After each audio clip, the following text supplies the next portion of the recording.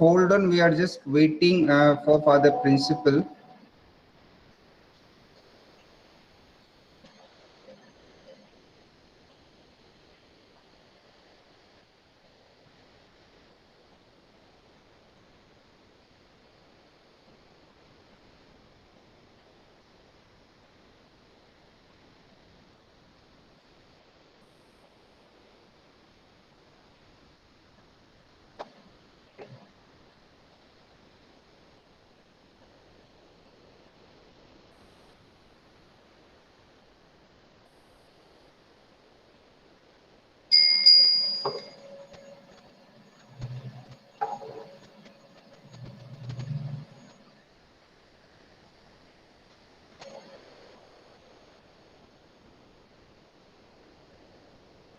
Chandan sir, what is this jam file?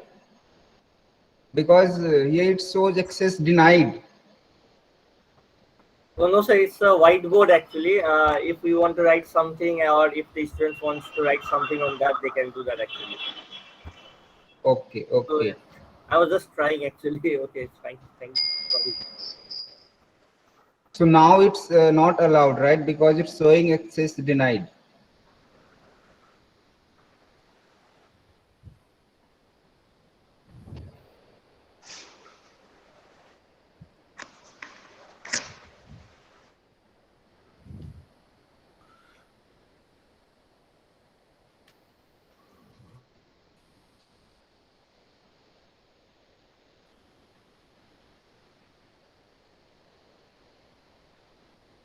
Now it can be said. If somebody wants to write something, but I don't think it will be required. I was just trying.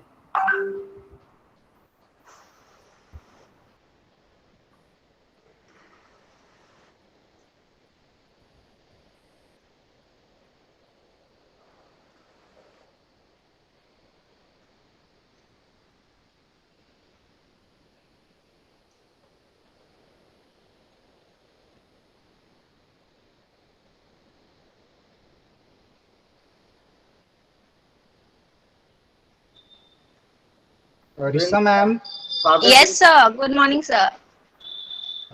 I think we can start now. Oh, okay, sir.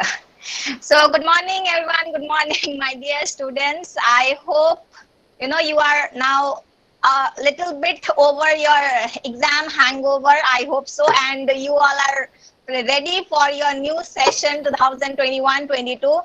I know you must be thinking, ma'am, again online mode, sir, again online mode. When we will sit in classroom, when we will be sitting in front of you and studying, that college atmosphere is completely different. I completely understand, sitting, talking to each other. Then when any teacher comes, hey, sir, aa gaya, ma'am, aa gayi. Then like this, and then using mobile phone, hiding, bunking, trying to bunk the class, trying to crack jokes, at the end. This all are a part of students' life, which you all have missed. I understand.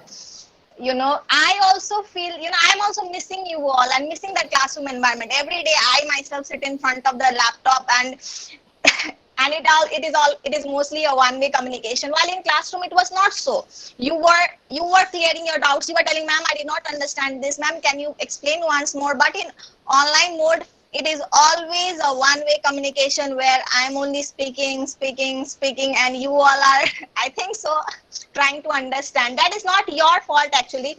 Every day sitting 4 hours in front of computer from 7:30 to 11, 3.5 hours is also tiresome for anyone. For anyone it is tiresome. I completely understand. So I am hoping for the best. We all are hoping for the best. Our fingers are crossed that soon this pandemic will it not be over, but at least we'll be immune. Our immunity system will be so strong, and government will slowly allow us to come to classrooms. At least those who are vaccinated, at least 2 doses of those who are completed, they can come to classroom at least. So these all measures I think government will take in near future. I am hoping for the best, and we'll be back together again. So welcome to even semester of 2021, odd semester of 2021-22. Even semester is over, odd semester has started, and frankly speaking, odd semester is difficult than even semester. You have very difficult subjects in odd semester than in even semester. For any semester, that is for first semester, third or fifth, the same is with all the semester. Even that odd semester is difficult than even semester. Now I would like to request, my a person whom I myself look up to, though I have not told this thing to him, for his knowledge, for his wisdom and perfection, Father Professor George Hadathil, Principal of Salesian College, Siliguri and Sonada, and Rector of Siliguri campus. Father, now we would like you to lead us into the prayer and share some of your insightful thoughts with the students. Thank you, Risha. Am I audible? Yes, Father, you're audible. Okay, now unfortunately there is something happening this morning, so the video is not there. So I guess that saves you some time of not having to look at the screen, which I myself have been doing these past 2 months of listening to webinars, lectures, but walking behind the laptop screen or the computer screen in the room by keeping the loudspeaker on, so that both body gets some exercise as well as the eye doesn't have to get strained by looking at the screen. Of course, now I'm making a virtue out of necessity, as we say in philosophy. In the sense of system justice. I don't know why the video is not coming.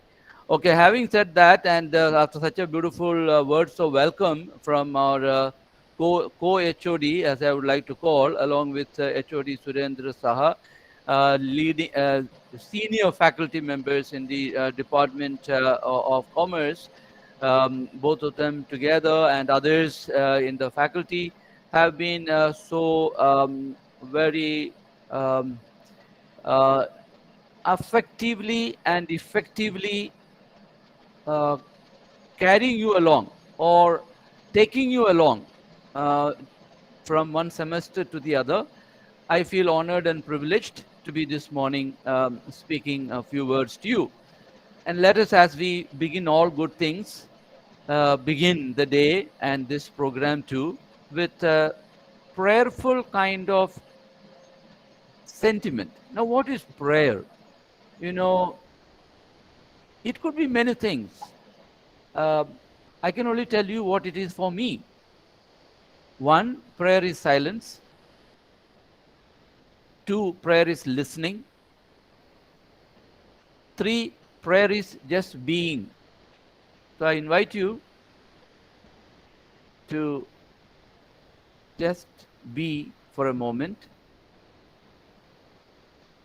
Being by just sitting lightly, sitting fully, wherever you are. When we sit comfortably, there is a sense of ease that comes into our body. Oh, I'm not worried, or I'm not tense, or I'm not excited. And then we begin to become conscious of maybe an ache or an itching, some body sensation, or maybe perspiration in these warm days, or maybe the cool of the morning after the rain, if you're sitting near a window. Just experience whatever your body feels like.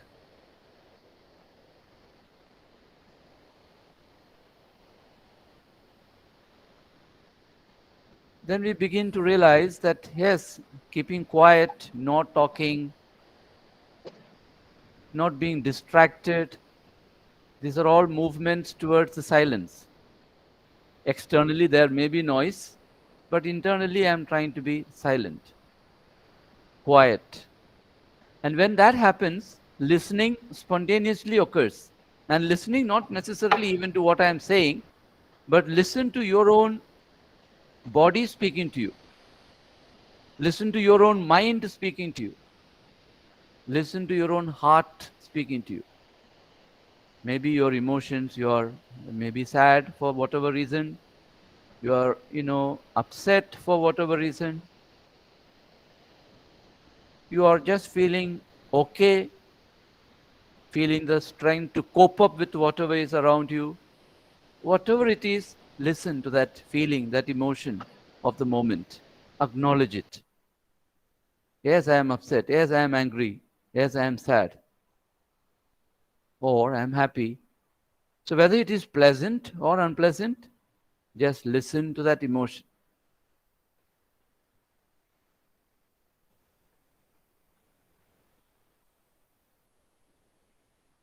When we are silent and when we listen to our body, we are in the state of being.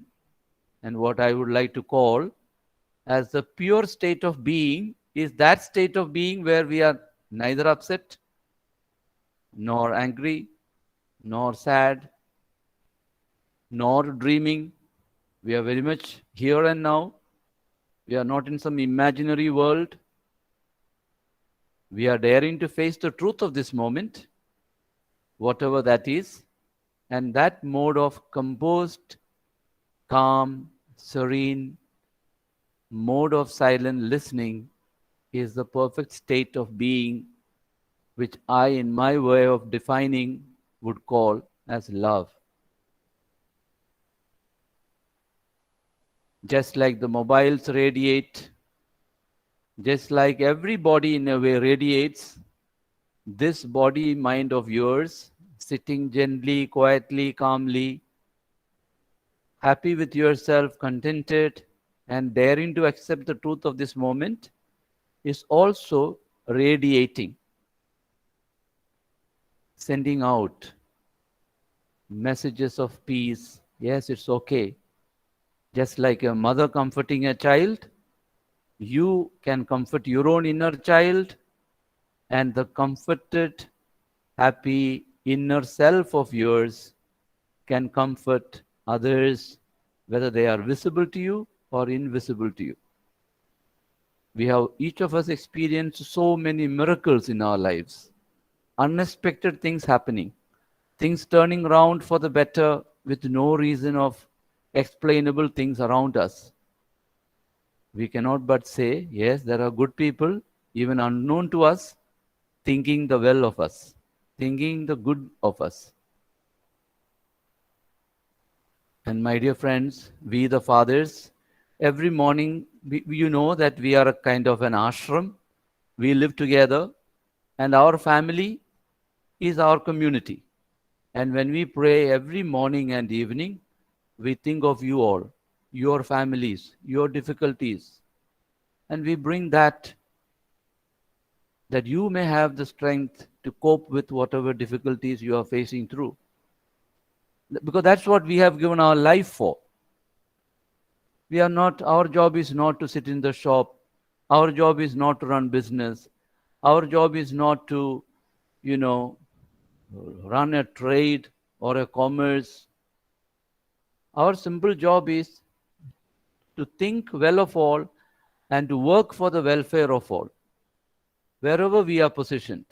So we know, for example, some of the fathers who were with us last year are not there, but they are serving other young people like you in other places. So feel happy this morning that you are in a position, we are all in a position to think of the welfare of one another. And that's what all religions teach us.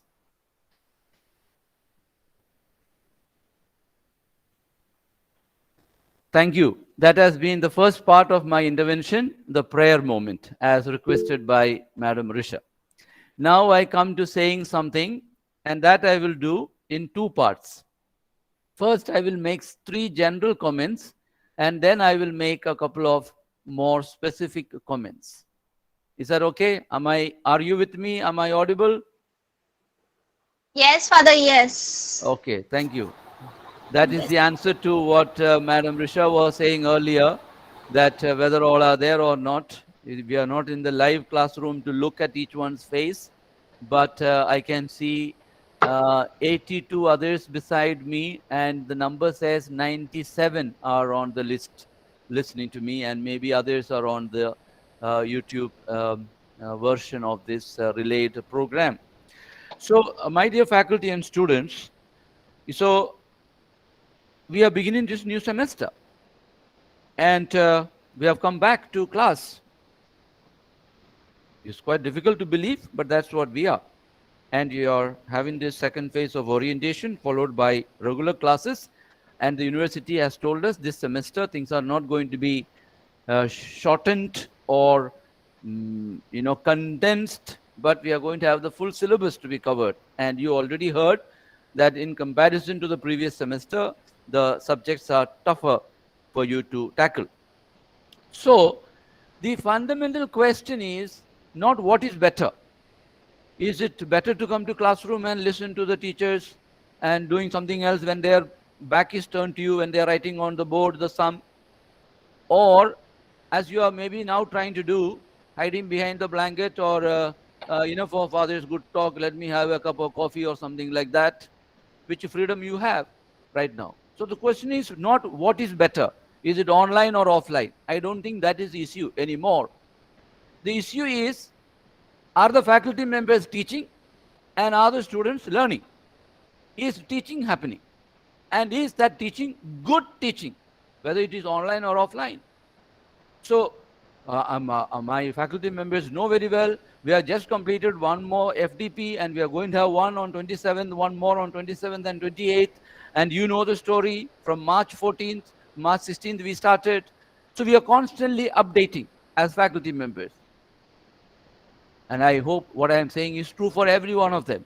Everyone doing the extra way of thinking how the teaching can be made better from their side. And that teaching is a teaching only when the one who is taught on the other side raises the hand and says, yes, I have understood. Can I have some hands coming up by clicking on the hand symbol of this, at least from among the 97, saying yes to me? Do you agree? Yes, I can see somebody already queuing up. Very good. Meghna Lama and Shirley Agarwal, Shrey Agarwal, and yes, thank you. Thank you. And Mahima Kumari and yeah, very good. So the question, number one point is not what is better. Is it better to come to college or is it better to stay at home? The real important question is whether at home or in college, am I learning as a student and am I teaching as a student? To the best of my ability, making the class as active, interactive, engaging as possible, and as studious as a student can be by looking at the content that I need to assimilate, learn, and disseminate. That brings me to the second point. What is an educational institution? What does it mean to, your parents paying the money for you and you becoming part of Solution College, which we proudly say is one of the best colleges in entire North Bengal, and I would dare say even more beyond. What does that mean? What does it mean to be part of an educational institution? What does it mean to be part of an academic community? What does it mean to say I'm a BCom student in such and such a college from this year to this year and I have the certification? What does it mean? It means three things, my dear students and faculty. First, you are here to create knowledge. This is almost a challenge to you, and you may wonder why I am saying this. We have come here to learn. Yes, there is many things that have been written in the books, and as for commerce, from my little knowledge, the accounting that you all are learning, by the way, goes back to 15th century, 1454 or 55, when the very first commerce chamber in the entire world started in a country called Germany, in a place called Nuremberg. And I have walked those streets and seen that old ancient building still preserved there, the first chamber of commerce ever. So the accounting system started, by the way, by some priests, monks of those days, because all learning in those days were by the monks. So how many cattle they had, how much of milk they produced, how much they sold to which village, all this, that's how the accounting system started, from the monastery, from the men living together, women living together in their respective communities, owning land and producing and keeping track of that. Now that accounting system has not changed over these years. There has not, unlike in other subjects, you can challenge me, you can come back to me. by saying, no, in the such and such a year, so and so made an improvement on it, or that happened, this happened. I am really interested to know how the accounting has developed over the centuries from the time it started. The basics of accounting I'm referring to. So now, that being said, when you learn and when you are truly learning, you are creating knowledge. And this, I come from philosophy background, and I'm telling you, that is, now you may say you got an information from newspaper, you got an information from your teacher, you got an information, let's say, from the Google. But the moment you assimilate it, it is your knowledge. It is your product. Just like the food that you eat has become the body that you are now. The milk that you sucked from your mother's breast has also given shape to who you are right now. Now you don't say it is now part of me is of my mother, part of me is of that dokan from where I bought, other one is from the other shop. We don't say that. We say it's my body, it's my stuff, it is my substance, it is me. Now apply the same logic to your intellectual formation. So you are creating knowledge. Learn with that frame of mind that you are creating knowledge, number one. Number two, once you are in a position to create, and of course I could elaborate and ramify this into multiple examples, when you do also group study, and when you are coming up with a project, when you are coming, all this you are also creating. Of course, I'm not in, and we are thinking this year, one of our target as IQAC is to how undergraduate students in the final year can do research, undergrad research. That's, of course, more specific mode of creating knowledge. But when you learn thoroughly, you are creating knowledge. One, if you have learned, you are bound to disseminate it. It's something like saying you went to with your friend. I mean, in normal times, let's say, and you had a beautiful, you discovered a new restaurant and you had a nice food, and you come back and immediately you will share at home, won't you? Arey, we discovered a new place. That's Fanta place, excellent food, nice ambience. So you begin to share. So too, any true knowledge that you have assimilated is meant for dissemination. And here comes our another target for this year, service learning. Is there some community? Is there some particular group to whom I can go and share the knowledge that I have learned? Only then we are truly an academic community. That's my second point, disseminate. And third, you begin to apply your knowledge. You begin to apply. Yes, maybe in your father's business or your uncle's business, you have gone and seen number of times, but you find there is something theoretically missing. Maybe the basics of keeping the book, or there is some wrong way of entry, or whatever you have noticed. With your learning, you go sit with them and teach them and make the correction. You are applying knowledge. Convert the knowledge that you have created, that you have assimilated, that you have disseminated, apply it. Learn by doing. Only when we do, we have truly learned. And this is one of the basics of solution education. Learn by doing. Participate and learn. And group work. And so this, I know with your EDC, Inactus, etc., the entire department has been doing massive work, very good initiatives from the part of students, even in these times, to showcase how this application, maybe by organizing quiz, etc., that you have done, umpteen things you have done, you know, and I know. Now I come to the third point. So I repeat, the first point was, it's not a question of what is better, but am I teaching, am I learning? And am I doing it the best way possible? Number two, am I part of creating my own knowledge? Am I part of disseminating the knowledge? And thirdly, am I applying my knowledge? This was my second point. And third point is, in an academic institution like ours, whether we are part of it as students or as faculty, the question is not whether the institution is providing instruction. So, my dear friends, I had in the initial days when online teaching happened and we were using the Moodle, one parent sends me a message. Does the management know what is happening to the students and whether the teachers are taking class? So it was an email. I immediately went into the Moodle system, and I went to the teacher, to the course she is taking, and I can see all the activities that are going on from my computer every day.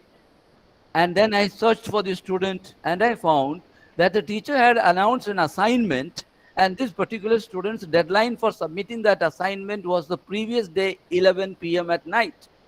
So I replied to, Madam, this is the status of your daughter. You got my point? So the ordinary thing is the institution providing instruction? This is the normal thinking. Now I am challenging that and saying that definitely we have to do if we are an academic community. Teachers have to teach. There has to be a syllabus and the curriculum should be explained. And some of you have evaluated your own teachers, and I have just finished completing to all the teachers, communicating your own feedback to the teachers concerned, to the faculty concerned. And the very first question, and I repeat, is precisely this. Has the teacher told you before taking the class how many hours of class she or he will take, how he or she will take it, how many times there will be group activity, how many times there will be quiz, how many times there will be a test, so continuous evaluation? Entire course is placed before the students before the faculty starts. Does the faculty do that or not? That was the very first question in your evaluation. Those of you have done, and the evaluation form will keep on coming back to you, you will know. So that takes care of, is the institution promoting, providing instruction. So this is the given. This has to be there. But what we are being challenged to move from there is, does the academic institution promote,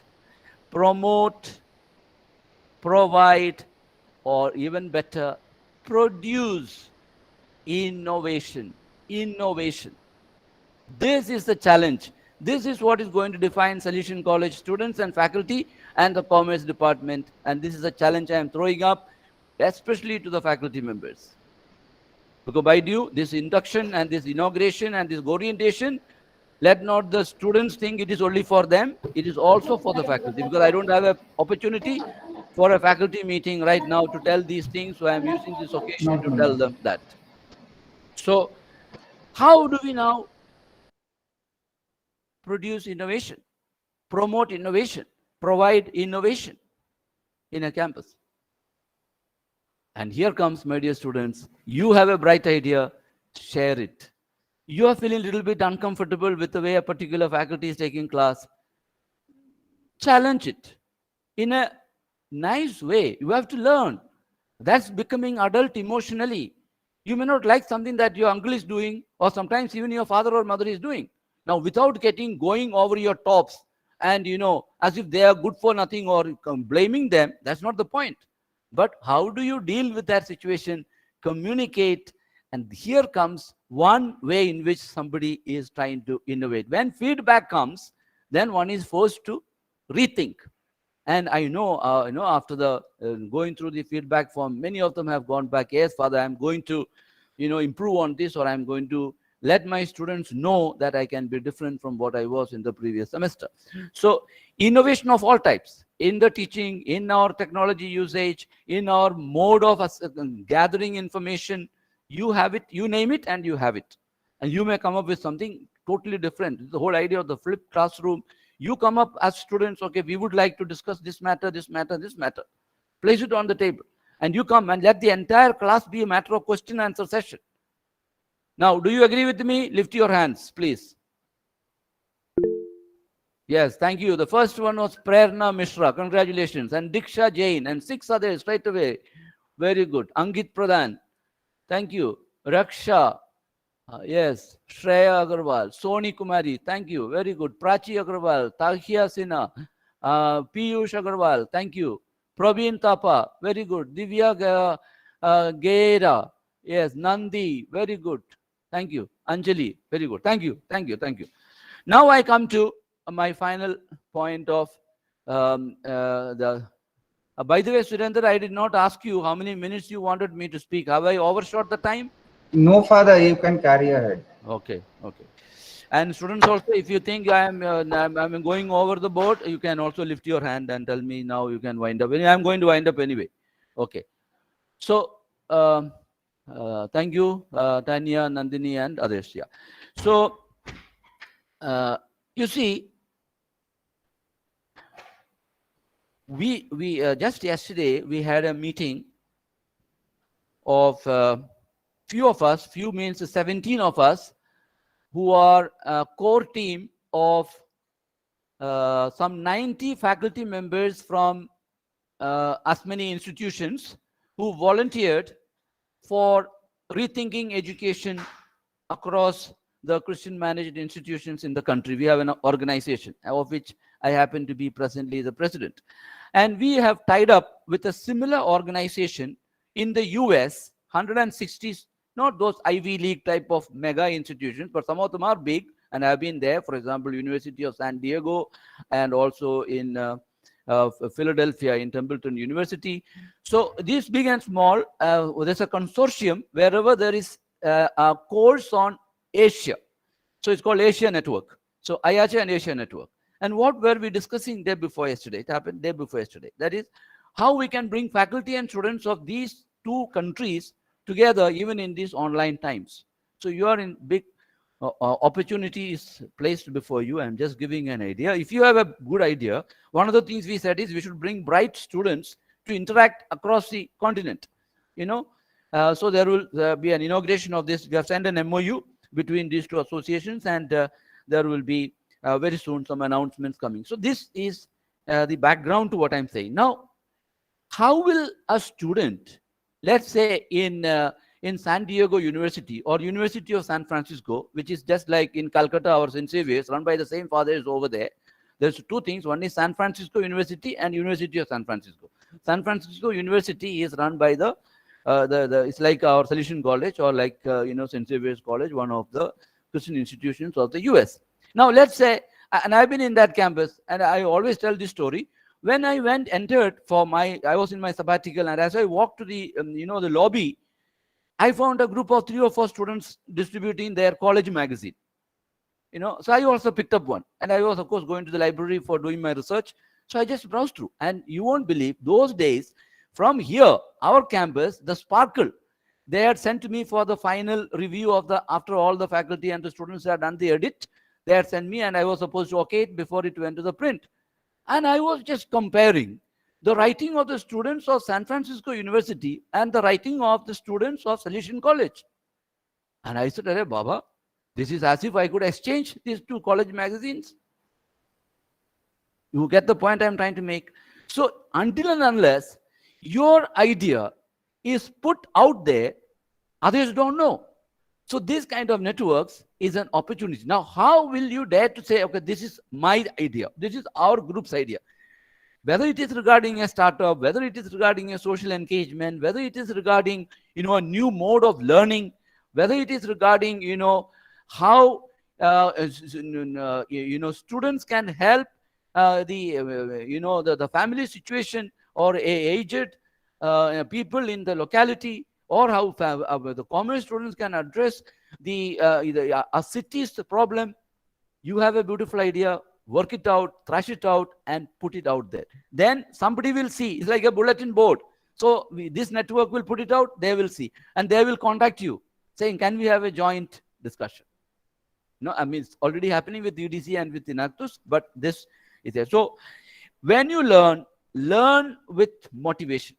And the motivation comes because you have something to share, and something to tell the whole world, because what you're doing is as good as that. Believe in yourself, do your studies with that purpose. Do not get bogged down by the difficulties of the time and space. Let us transcend that. And that's what Rishabh too was trying to say. Let us transcend and let us show that we indeed are, not in order to boast, not in order to, take some kind of, egoistic or narcissistic pride. No. But truly to say, yes, here I am, and we are doing good, and we are happy in doing what we are doing. So in order to do that, you have to decide. Now I come to my final point. How this will happen? I am giving you an example from your trade, because most of you are in commerce and you have your own businesses, or you have seen businesses.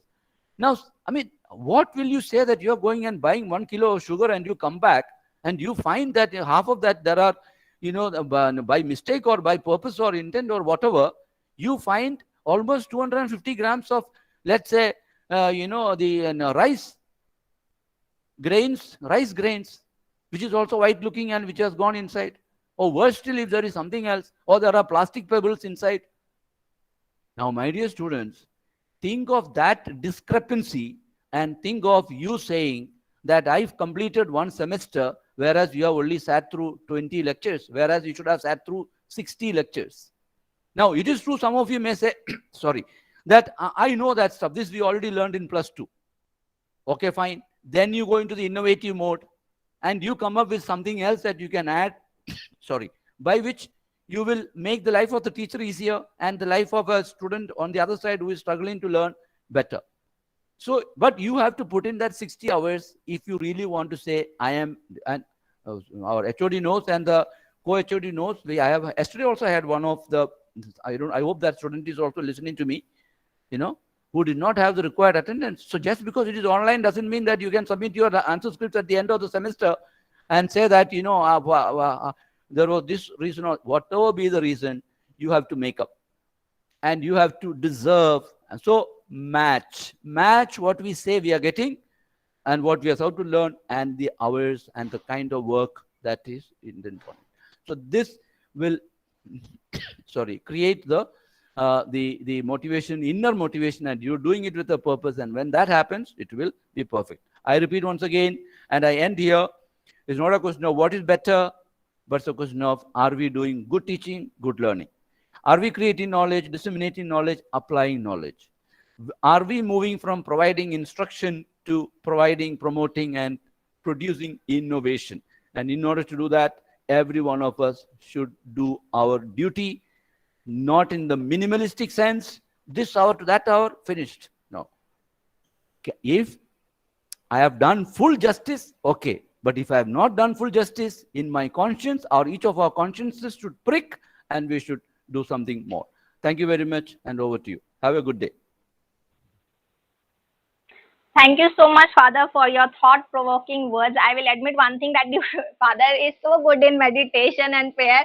I saw him in 2015. He looks exactly the same in 2021 also, not a big change, because he is so much into meditation. I cannot meditate even for a second also. Thousands of thoughts come in my head. I'm sorry for that, Father. And you have corrected my statement also, that I told that Father is, symbol of perfection, wisdom, and knowledge for me. And that you prove always, whenever you speak, Father. It's just, listening to you is amazing. I really like listening to you. Many times I disagree also, that is also true, but 99% of the time I just like listening to you. Thank you so much, Father. And I will tell one more thing, that this time I really will assure my students that all of our faculty members will use innovative teaching practices, methods to make the subject more interesting to you. This time I assure you that you will not have any complaint from any of our teachers. We will give the best possible from our extent, from our side. That is a guarantee that I'll give it to you. And next, I would now like to request Father Babu Joseph, Vice Principal of Morning Session, to share with us some of his inspirational words. Father, are you there? Yes, I'm very much there. Good morning, Father. Good morning. So, good morning. Okay, after an elaborate talk, I don't think that I have to still elaborate anything. Visha ma'am has also introduced herself and even the course and all the other people connected with it. And many of you are already familiar with it, because it is an orientation for everyone, those who have been in the college for 2 years, 1 year, and also those who are coming maybe just now.